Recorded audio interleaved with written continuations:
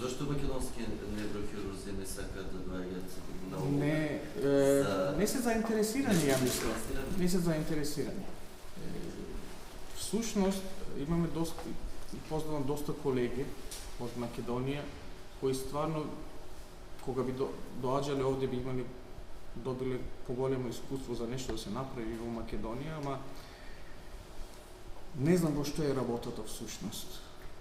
Сепак, кога ги гледам државите од Балканот, кога одам таму и на семинари, и на курсеви, се некако ми изгледа дека се уште е време каде што уште не сме пројдени од оно старо на нешто ново. Посебно со старите генерации имаме проблем, затоа што тие се останати помеѓу комунизмот и капитализмот. И овие промени полека се случуваат во овие земјите од стариот Балкан, од старата Југославија. Ама новите специјалисти кои се помлади, кои сакаат нешто да научат, со нив имаме контакт и секогаш сме отворени. Плюс, јас сакам многу да соработувам со луѓе, со нашите. Мислам, тоа е сепак тоа е моја земја. И професорот едниот дел од неговата фамилија е од Призрен, така да и тој многу цени да работи со луѓе кои доаѓаат од Балкан. Така да, ако погледате во нашата екипа, дали од каде се корените, голем број од колегите кои заедно работиме се од Балканот. Зашто така размислува? Затоа што вика луѓето кои доаѓаат од Балкан имаат друг менталитет, многу се вредни, многу работат и многу се бистри.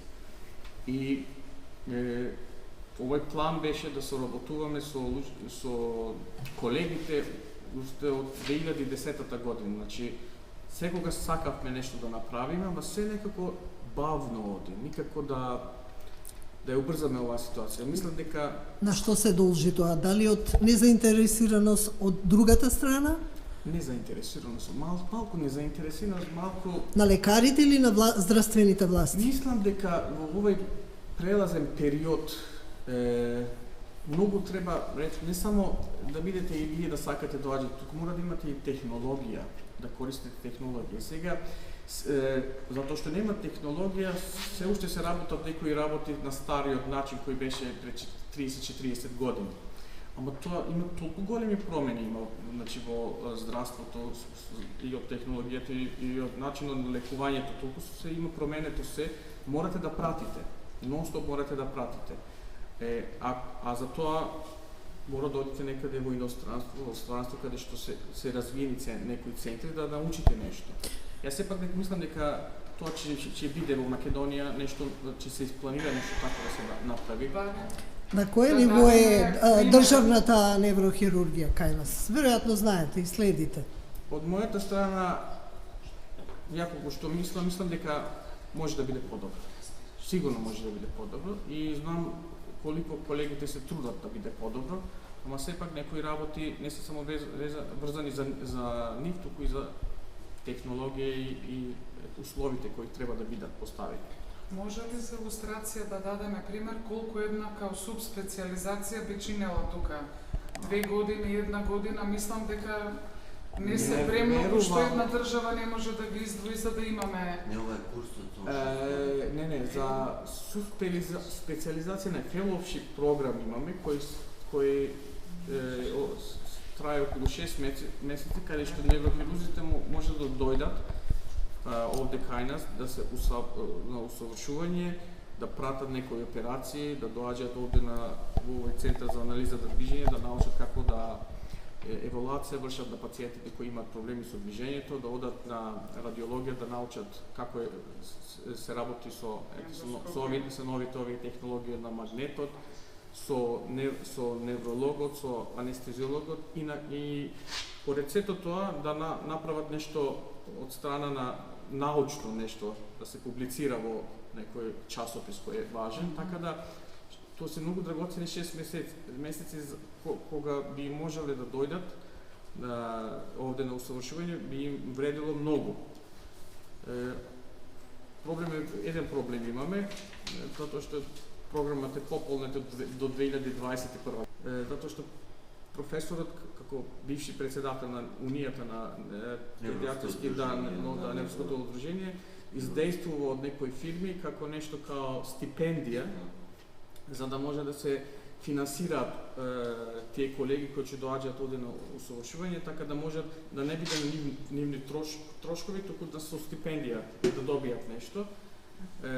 Ама максимално 2 стипендии може да се користи на не само двајца може да дојдат. Не е проблем кога се вратат да најдат технологија.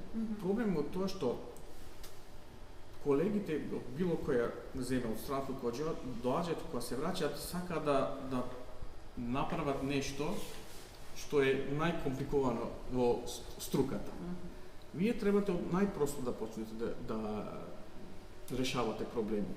Зошто така настапува? Затоа што ако го гледате професорот како оперира доле во операционата сала и како прегледа пациенти, се ви изгледа многу просто. Човекот работи на место од 1 сантиметар што има пречник, а тука е туморот. И работи без да му се тресат рацете. Кога го наблюдувате неговата работа, се изгледа многу просто. И затоа вие кога се враќате назад, вие сите овие едукации ги земате, ама сакате да почнете од она најкомпликовано. Ние секогаш избориме прво од најпрости клиники. Значи да се усовршите со тие, да добиете искуство, после полека да се оди по нешто компликовано да се работи. И секогаш се може да стапат во контакт со професорот, с колегите кои веќе доаѓале овде, стапуваат во контакт со мене ако имаат пациенти со проблеми со движење или со професорот ако има некои пациенти со тумор, со фацијална хирургија, било што, секогаш сме отворени, ние никогаш не застапуваме со работката. Важно е само тие од нивната страна да дојде желба. А да сте имале пациент од Македонија што не можел да се движи, а благодарение на овде третманот застанал на нозе, таква да ни раскажете приказно? Имам пациенти полно, имам и овде, дори имам и снимки од пациенти. Ние имаме систем така што, затоа што имаме и болница во Македонија, во Скопје, во Систина, одиме повремено на евалуација и консултација на пациенти, на преглед. И тука вршиме и анализа што можеме ние да направиме, значи како можеме ние да помогнеме за некои диагнози што не може да се лекуваат во Македонија. Така да и со фондот има договор за овие пациенти кои посебно имаат проблем како церебрална парализа, значи за некои операции овде ги работиме. Пример за таа операцијата која се вика селективна дорсална ризотомија. Имаме доста пациенти, околу 15, не знам, Пепа, ти може да подобро знаеш, кои се дојдени од Македонија во рок од година и пол дена на операција и голем број од тие пациенти се нормално можете да поставите индикација реалност, што посакувате после операција, значи кој функционален статус би ве задоволил, ама имаме и пациенти кои беа многу потешки и некои кои беа многу полесни. Имаме пациенти и сите, важно е во сите овие случаи дека сите се задоволни. Зошто се задоволни? Затоа што ние реално им објаснуваме што е нашата цел за операцијата што ќе ја направиме. Така да после толку години од искуство научивме дека многу е важно да се зема задната одлука од фамилијата од пациентот за да би могле да полесно да направиме ние план.